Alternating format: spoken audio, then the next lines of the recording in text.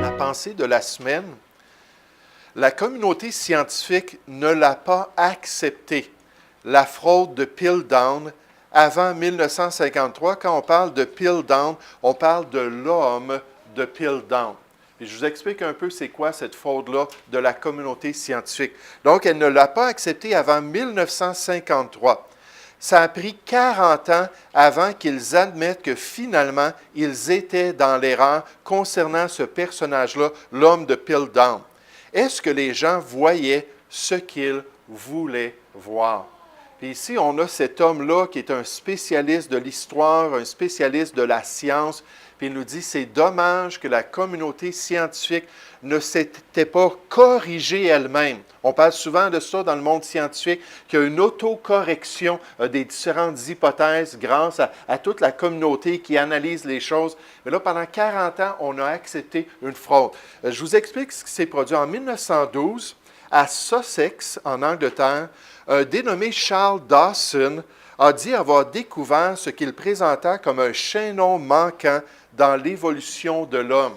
Donc, il a creusé dans cette ville-là de Sussex, dans le village de Piltdown. Puis là, il a trouvé un crâne, puis il a dit « Ah, j'ai trouvé un chaînon manquant. » Nécessairement, c'était un évolutionniste.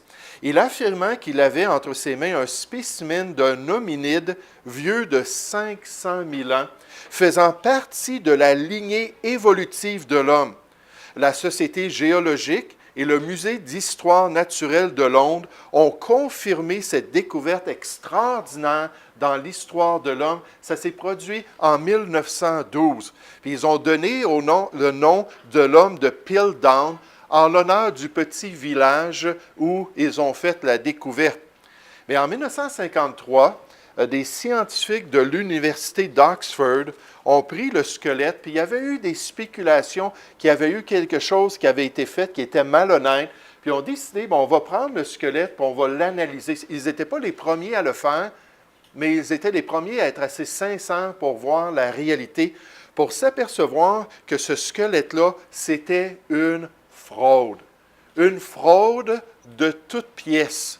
C'était une fabrication humaine. Ce que ces gens-là avaient fait en 1912, ils avaient découvert le dessus d'un crâne humain, puis ils ont pris le mâchoire d'un orang-outan, puis ils ont mis cela, ils ont tout limé pour que ça puisse rester ensemble, puis ils ont teint le tout pour donner une apparence de vieil âge. Et c'était une fabrication de tout part. Pendant 40 ans, ça a été présenté dans les manuels scolaires, ça a été enseigné dans les médias, dans les universités, que c'était un chaînon qui démontrait l'évolution de l'être humain.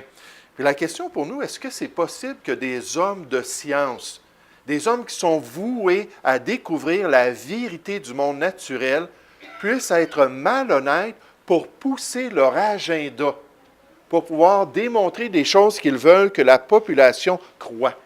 Puis la réponse à cela, c'est certainement que c'est possible. Et ça s'est produit à plusieurs reprises. Quand on pense aux hominides, aux fameux descendants de l'homme, les chaînons manquants, on a un autre exemple frappant de cela. L'homme qu'on appelle l'homme de Nebraska, parce qu'il a été découvert en 1917 au Nebraska, aux États-Unis. En fait, ce qu'on a découvert, c'est juste une dent. Et là, les gens vont dire, oui, mais il y en a d'autres dents plus tard qui ont été découvertes qui étaient exactement pareilles. De 1917 à 1970, dans les manuels de biologie, dans les manuels de sciences, dans les revues, on a parlé d'un autre chaînon manquant dans l'évolution de l'homme.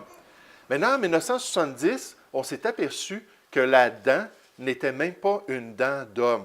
Puis là, les gens disent, oui, mais ce n'était pas une fraude parce qu'en 1917, il n'y avait pas la technologie pour savoir ça. Mais la fraude, pour moi, c'est de prendre une dent dont on ne connaît pas nullement l'existence ou l'arrière-plan, puis de partir avec ça, puis là, faire un bonhomme. Puis dire, voici un chaînon manquant.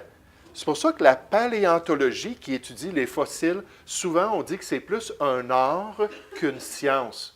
Ce sont des artistes qui vont prendre des éléments qu'ils trouvent dans la nature, puis là, ils vont faire toutes sortes de schémas pour renseigner des vérités qui bien souvent s'élèvent contre la volonté de Dieu, s'élèvent contre la vérité de Dieu. Puis pendant près de 53 ans, ce personnage-là a été utilisé pour parler de l'évolution de l'homme, quand dans le fond, c'était une forme de cochon qui avait ces dents-là, puis on a pris cette dent-là pour encore faire la promotion de ces croyances-là.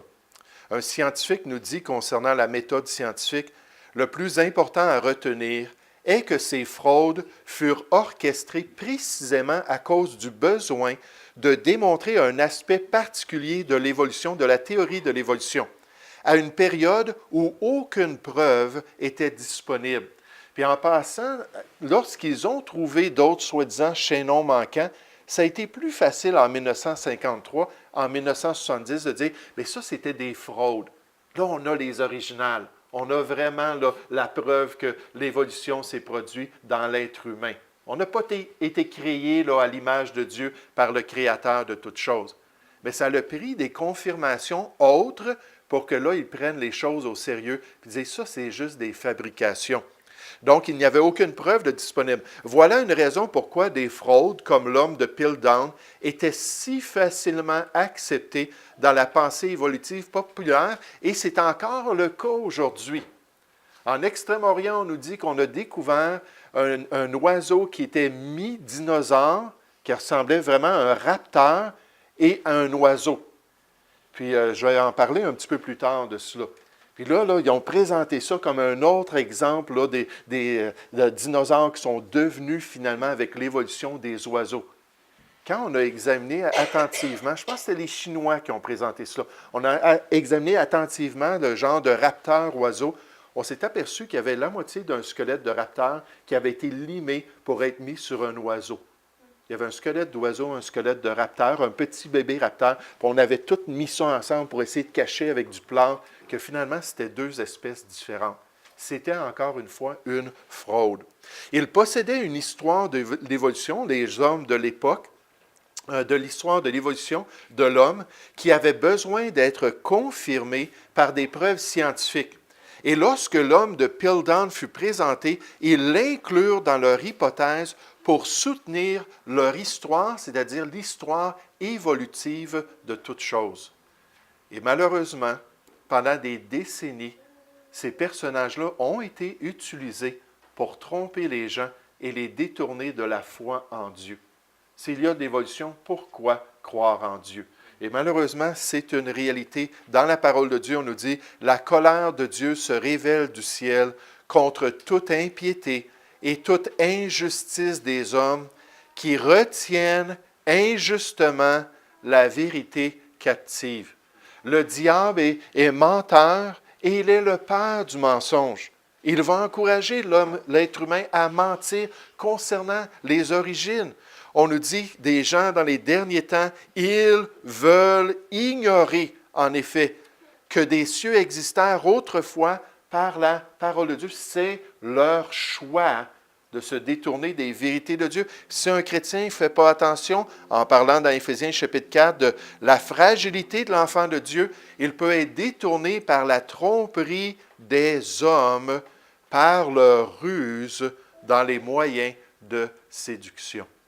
Donc, c'est important d'être critique envers les déclarations des évolutionnistes.